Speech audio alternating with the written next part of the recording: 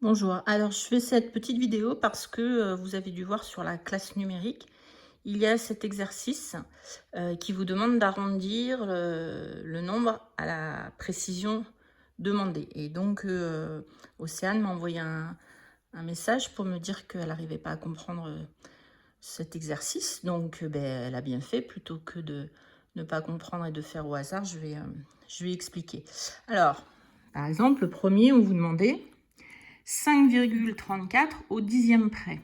Donc le dixième près, on sait que c'est un chiffre après la virgule. Donc il va falloir que je donne un résultat avec un chiffre. Donc ma question c'est, est-ce que 5,34 c'est plus près de 5,3 ou plus près de 5,4? D'accord? Donc je mets des zéros inutiles. Ça veut dire que 5,3 c'est la même chose que 5,30 et 5,4 c'est la même chose que 5,40. D'accord? Donc 5,34, est-ce que c'est plus près de 5,30 ou de 5,40? Eh bien c'est plus près de 5,30.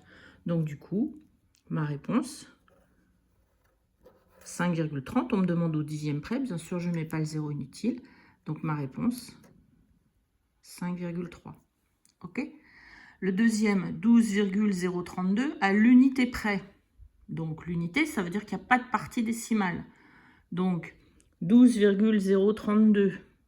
Je vais répondre 12 ou je vais répondre 13, à votre avis? Mais je vais répondre 12. On est d'accord.